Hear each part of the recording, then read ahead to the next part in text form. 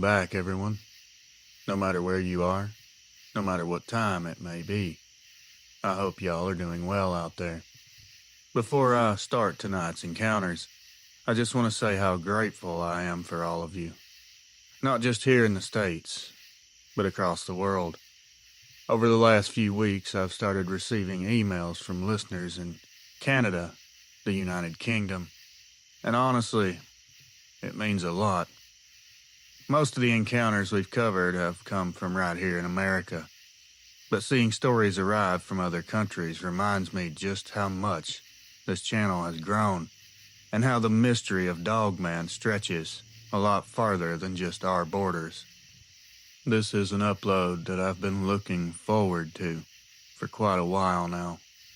Legends, lock in, and let's begin. Everyone grab a drink. Lock your doors and windows, hit the lights, and let's get started. Hello, Reels. I'm not really sure what good it'll do to write all this down. I've been listening to your channel for a long time, and if you say this will help someone, or even me, I guess it's worth a shot. It's been 8 years now, but there's still a lot of nights that I can't sleep, and I still switch the porch light on and sit by the window until morning. At the time, I lived out on the east side of Columbus, Mississippi, not far from the Tombigbee River. It's quiet out there. It's mostly woods and catfish ponds. My closest neighbor was a man named Curtis. He was in his 60s, kept to himself. Raised a few coonhounds and liked to sit outside smoking his pipe after dark. We'd talk every now and then about the weather, fishing, nothing serious. It was early spring. A storm was rolling in. It was slow, sticky Mississippi night where thunder sounds miles away for hours before it ever rains. Around 10:30, my phone rang. It was Curtis. He didn't sound right. He sounded off. He was nervous, whispering. He told me, "You seeing them eyes out there? There's something in my yard." I asked him what kind of animal he was seeing. He said no. This thing's standing up by my chicken coop, taller than the fence. I remember laughing just a little, thinking he was spooked or he was joking with me. He said it's watching me right now. I told him to get a rifle and stay inside. He said he didn't want to shoot unless he had to. Then the line went quiet. I figured maybe he'd hung up or lost signal, so I just set the phone down and turned up the TV. Around midnight, the thunder finally hit. I stepped outside to bring in some tools from the truck. I could see his house from my porch, about 200 yards through the trees. His yard light was still on, but the hounds were going wild, barking in a panic. They were barking in a throaty way that dogs do when they're scared, not angry. Then all at once, they shut off. The next morning, I decided to drive over there. Curtis's porch light was still on. His front door was open, the screen door torn completely off. There was mud all over the porch. Looked like something had been stomping around up there. His chicken coop was smashed in. The wire was peeled back like tin foil. One of his hounds was gone. The other two were cowering under the shed. Curtis was sitting inside his kitchen. He was shaking so bad he could hardly hold his coffee cup. He told me a walking wolf had walked right up to the porch. He could see it clearly. Said it had pointed ears, snout, yellow eyes. He fired once through the screen door, and it ran off toward the river, bipedal.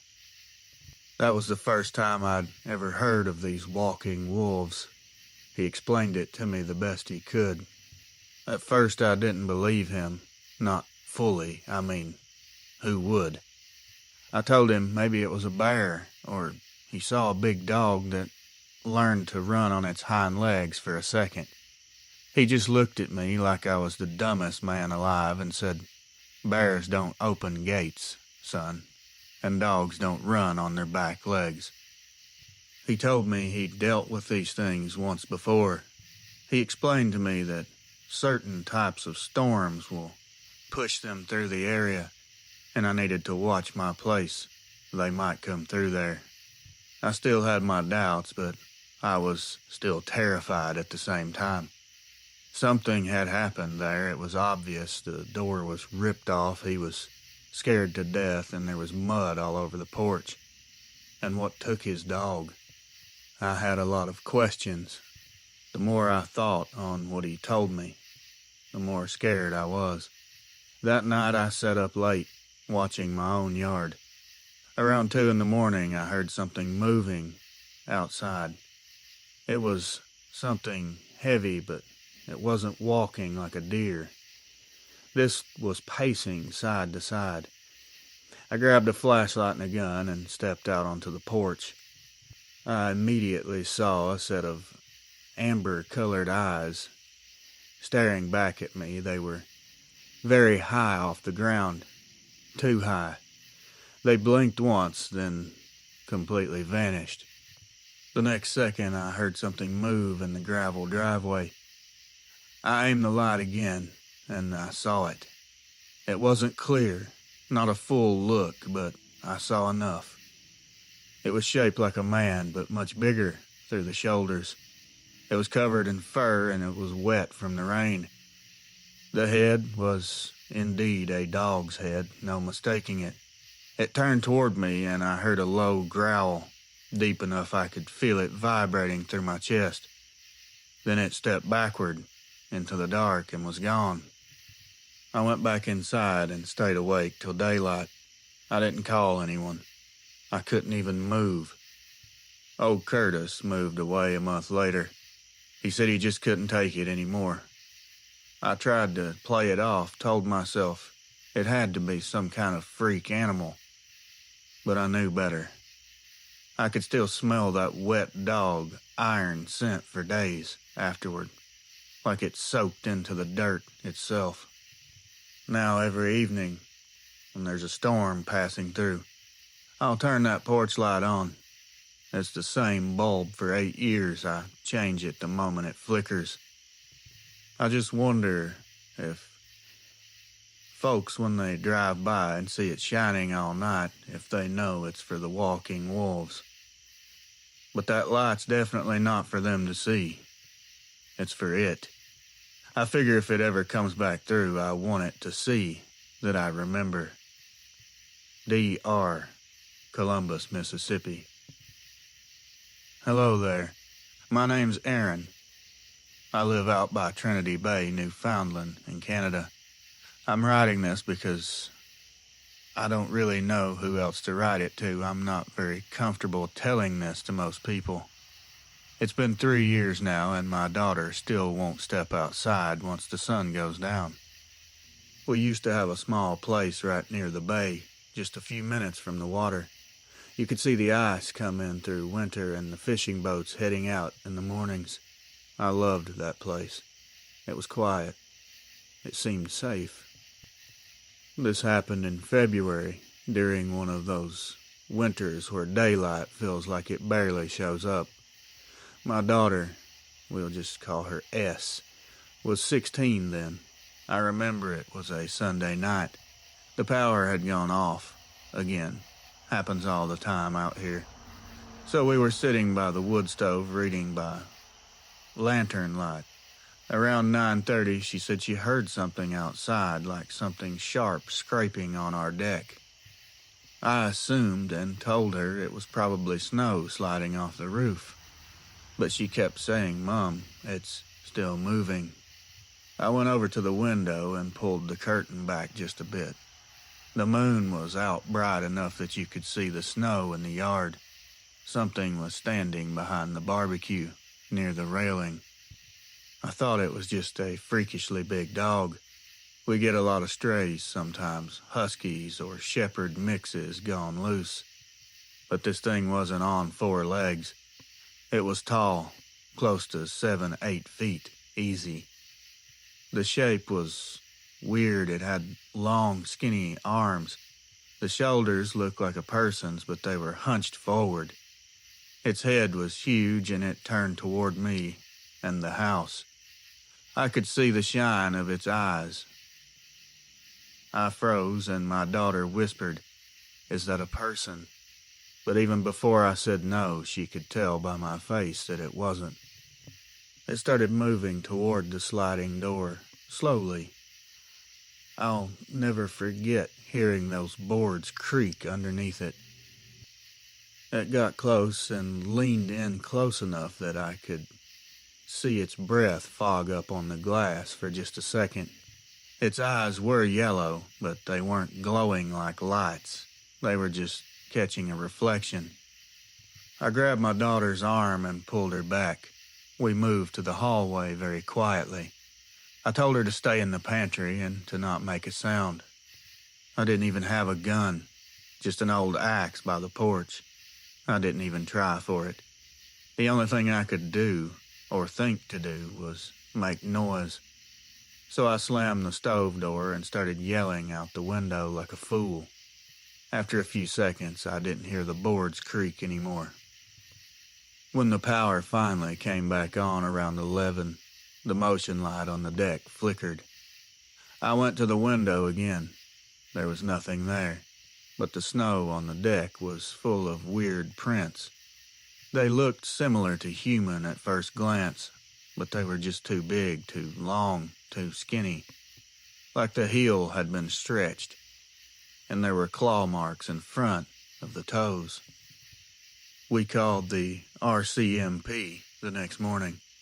2 officers came out, looked around, said it was probably a bear. One of them even joked and said if I saw that someone was messing with me. Someone was wearing some sort of costume to scare me. I could tell he didn't believe that. He knew something. They kept whispering amongst themselves. After that night, my daughter wouldn't go out after dark, not even to feed the dog.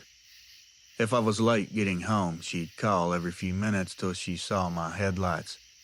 She's 19 now, still living with me, and she's never set foot outside after dark. We moved into town last year. It's a smaller house, less view, but she said she sleeps better here. I still keep a flashlight and a piece of firewood by the door out of habit. I don't know what I saw, but I know what it wasn't. That's all I can tell you. If you've ever stood a few feet from it, you'd know too. I'm pretty sure you know, Reels. Thank you. Aaron M. Trinity Bay, Newfoundland. Hey, Reels. I don't want to use my name. I live just outside Las Cruces, near the foothills of the Oregon Mountains. I'm not much of a writer, but I wanted to share what happened because it ended up costing me more than I ever thought that it would. I bought our place in 2016, about 2 acres, dry ground. Some mesquite trees here and there, a chain-link fence around most of it. My wife liked the view of the mountains. We've got 2 kids, both under 10 back then. The first time I noticed anything strange was late one night in June. We'd had a lot of trouble with coyotes around getting into the trash, so I went out with a flashlight to check the fence line. About halfway down the yard, I found one of the panels bent inward. It wasn't dug under, it was bent, like something big had pressed against it. I fixed it the next day and set up a cheap trail camera I bought from Walmart. That very night, it went off twice, but the pictures were just blurred. I told myself it was a false trigger, probably just a cheap camera, nothing more. About a week later, our dog started acting very strange. Wouldn't go outside after dark. He'd stand in the doorway, just whining constantly. One night around midnight, he started barking toward the back fence. The hair was standing straight up. I grabbed a flashlight and went onto the porch. The desert was dead quiet. Nothing was moving.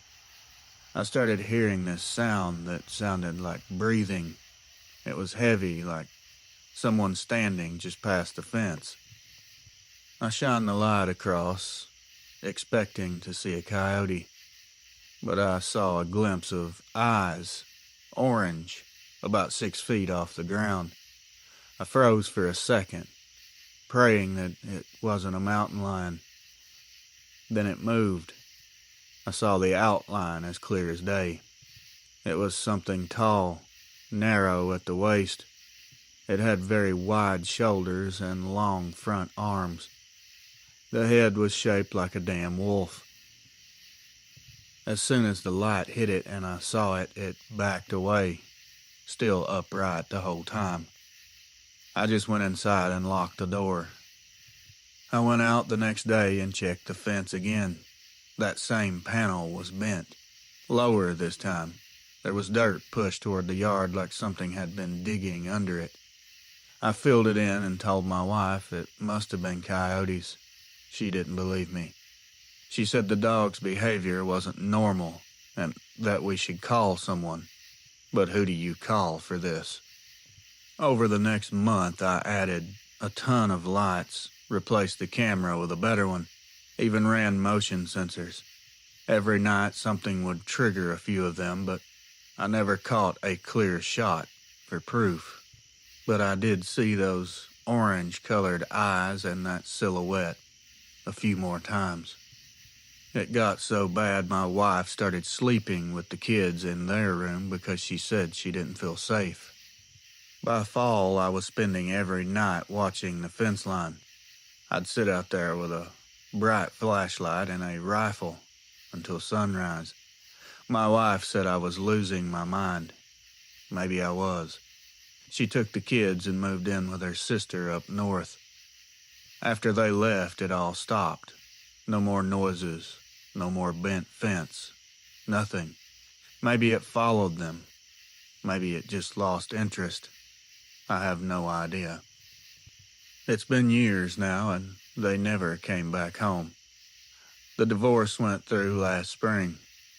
The house is quiet again, but I still keep that yard lit up like a football field. I'm not saying that I know what it was. I do know what it looked like. A man built entirely wrong with a dog's head and eyes that watched me like it knew me personally. I just wish I'd never gone outside that first night. I wish I'd never seen it. Anonymous. My name is Paul, and I live just outside Apalachicola down in the Panhandle. I don't usually talk about what happened. My wife just tells me to let it go, but I can't. Every time I drive near or on that stretch of road, my chest gets tight, like it's about to happen all over again. Back when all this took place, we lived on the edge of the marsh. You could smell the salt and mud every time the wind swiftly changed. Our house sat off a little 2-lane back road, County Road 30A, about 10 minutes from town. Behind us was nothing but pine woods and swamp for miles. It was the summer of 2018. My two best friends, Jay and R, came over one Friday night. We were in our late 20s, had all grown up together around here. The plan was to grill out, drink some beer, and maybe drive out past the bridge to do some night fishing if the bugs weren't too bad. Around 10 o'clock, we loaded the cooler in Jay's pickup and headed out. The sky was clear, the moon was high. The cicadas were screaming like they do in August. Once you get past town, the road narrows and there's nothing but thick trees pressing in on both sides. About 15 minutes out, R pointed ahead of us and said, "What's that?" When I saw what he was pointing at, my brain just said, "That's a person standing near the ditch." But the closer we got, the stranger it looked. This thing was huge, at least 7 feet tall. It looked to be covered from head to toe in shaggy, dark fur. It turned its head toward us, and I swear to you this thing had a snout. A dog's snout.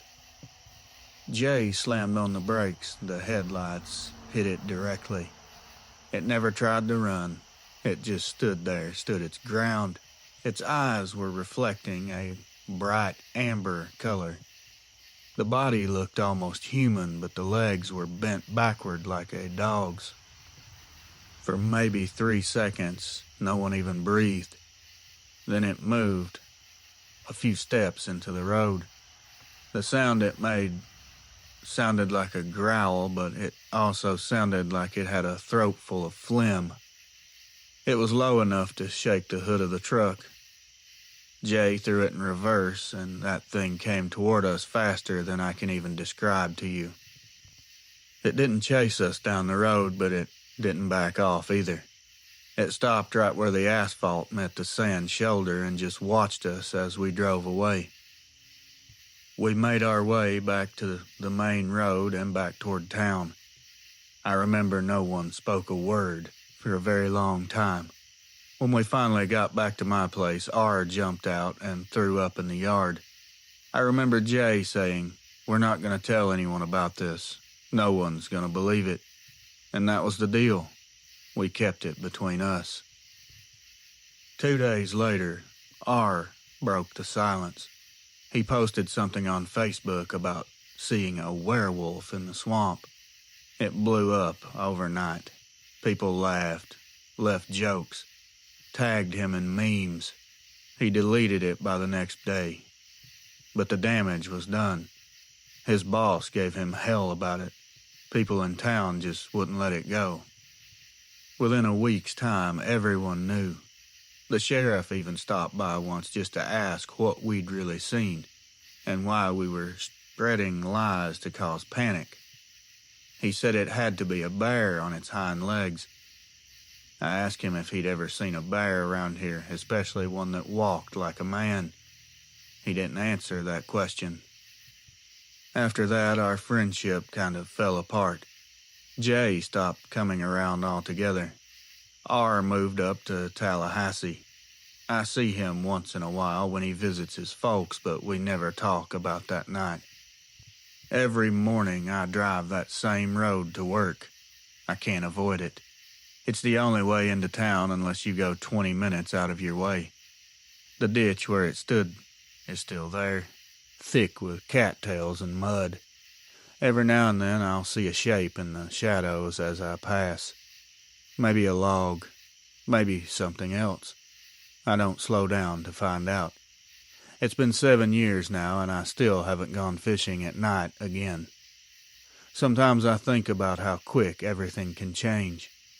1 second you're just out with your buddies, and the next, you're seeing something that makes you question everything you thought you knew. That's how fast this can happen. Don't think that it can't happen to you. People around here laughed about that post that R made. They thought it was funny. But for me, that road's just a reminder that some things out there aren't supposed to exist. And once you've seen them, you don't get to forget. Paul. Hello, Reels. My name is Alan. I'm from a village just outside Hebden Bridge in West Yorkshire. I don't really know where to start with this because most days I still tell myself it never happened. But it did, and it stayed in my head for nearly 20 years now. Back in 2006, I used to take the same walk every morning before work. There's an old textile mill down by the river, long shut down. A narrow footpath that runs behind it up toward the woods. I'd take the dog that way, rain or shine. It's a quiet path. Bit of fog most mornings, and you could hear the water running over the rocks below. It was late autumn, cold enough for frost, leaves all over the ground. I remember it because it was the first morning that I'd needed my gloves that year. I set off around 5:30, just light enough to see my breath. The dog was a collie cross, good-natured, but that morning he didn't want to go. He sat in the doorway whining. I had to tug him along the lane. Thought maybe he'd caught the scent of a fox or something. We got about halfway along the path behind the mill when he stopped again, stiff as a board, staring dead ahead. The fog was thicker there, low to the ground. I couldn't see much past the next bend. That's when I heard the steps. It was like someone walking behind us. I turned around thinking maybe it was one of the local lads heading to work early, but there was no one there. The sound stopped the second I turned around and looked back. I kept walking, trying to tell myself it was the echo off the mill walls, but the steps started again, matching my pace. When I stopped, they would stop as well. When I carried on, so did they. The dog eventually started growling, just a low rumble that dogs do when they're warning you about something. The hair on his back was standing. I turned around again, slower this time, and that's when I saw it through the fog. Two eyes, reflecting back the light from my torch. They were higher than mine and spaced too far apart to be a person's. At first I thought maybe it was someone with a headlamp, but there was no beam, no movement, just those eyes. Then the shape started to form. It was standing upright, tall. Its head was narrow, its shoulders were broad, the muzzle stuck forward. I could see the breath coming from its nose in the cold air. It was dark, but not completely black, more like it was just wet. It never came forward in my direction, it just watched me. The dog backed up until he hit my leg, then took off. I turned and ran after him. I could hear it following me. It wasn't sprinting, it was just pacing me, like it wanted me to know it was there and it could catch me if it wanted to. Every few steps the gravel crunched under its weight. I could clearly hear it. By the time I got back to the lane by the main road, the sounds had all stopped. I didn't turn around to check if it was still there. I just kept running till I saw the lights from the village. When I got home, the dog was already there, hiding behind the shed. He'd torn his lead right out of the collar, getting away. I didn't tell anyone for a while. My wife said I must have seen a big dog, or maybe a deer, standing on its hind legs somehow. Anything to admit the obvious. But I've seen deer all my life. This wasn't one. The old mill is all overgrown these days, trees and ivy all over the stone walls. The path is mostly washed out. Now this never stopped me completely. I still take the dog out for walks, but only on the main road. The woods can have the rest of whatever's out there. I truly enjoy your content. Keep uploading. Alan. Reels. Just call me K. I grew up outside Hammond, Louisiana. I've never told this to anyone who didn't think I was either lying or crazy, but it's something that's been with me since I was a kid. I'm 37 now and I still can't sleep with my windows open. We lived in an old house my grandfather built, right near the edge of the swamps. You could walk a few minutes down the back of the yard and hit standing water, full of frogs and skeeters in the summer. My dad worked nights most of the time, and Mom would turn in early because she had to be up before daylight. This happened in '99 when I was 11. It was sometime in August. You could smell rain coming, but it never quite got there. I was lying in bed reading with a little lamp on. My window was cracked open because the AC in my room had gone out. The first sound I heard was just like tapping on the glass. It wasn't hard, it was just enough to get my attention. I turned off the light, thinking maybe it was a moth or a branch tapping. It stopped.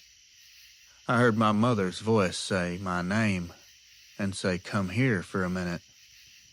It came from outside the window, the same soft drawl, same calm tone she always used when she wanted me to do something. For a second, I almost got up. Then it hit me.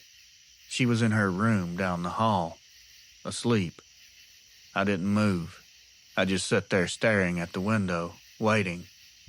After a few seconds, the voice came again. It was a little quieter this time. It said my name, and then said, "Honey, come outside." It was definitely wrong, in more ways than one. It was like the words were right, but the timing was off.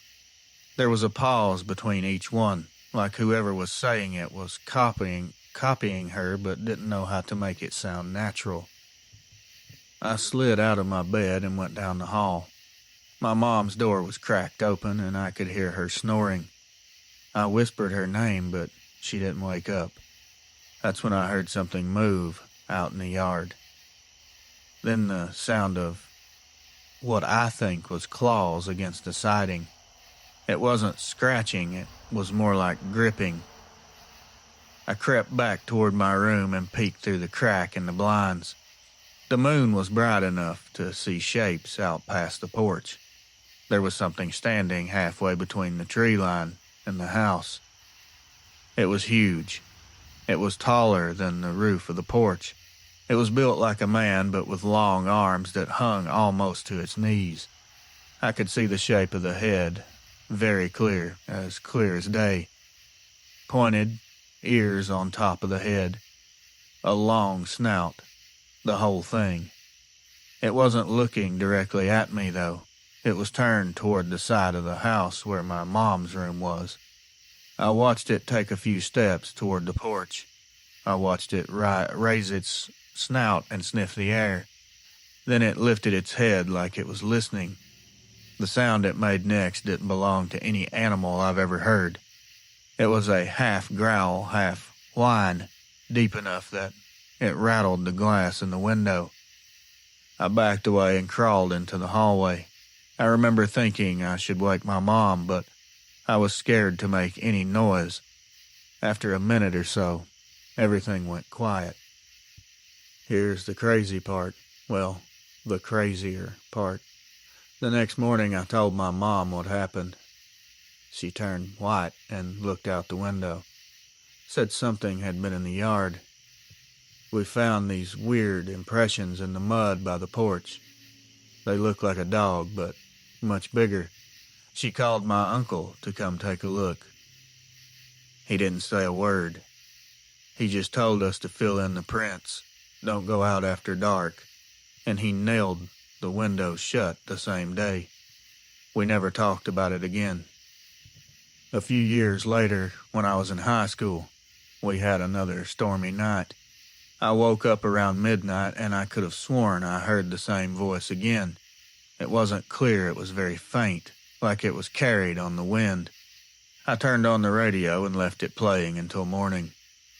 Now I've got kids of my own, and every summer when we visit home, I catch myself checking their windows before bed. It's automatic. Doesn't matter how old I get, I can still hear that voice if the night's quiet enough. It sounded just like my mom. But whatever it wasn't her. Friends, legends, family. To me, these encounters hit a little deeper than most, because they're not just about these monsters out in the dark. They're about what fear does to people. The sleepless nights, the second guesses, the moments that never really leave you. I understand that feeling all too well, unfortunately. And receiving these emails that come in from other countries, from the UK, from Canada, It's a reminder that no matter where you live, this thing that we have started calling Dogman leaves the same mark on people everywhere. If you've experienced something and you've been carrying it around alone, you can always email me. You never know, your story might be the one that helps someone else realize they're not the only one still looking over their shoulder. My email will be in the link under this video. As always, thank you for watching, thank you for listening, and thank you for being part of this family. Everyone, please stay safe out there. I love each and every one of you. Until next time, my friends, watch over your loved ones, keep your head on a swivel, and as always, good night.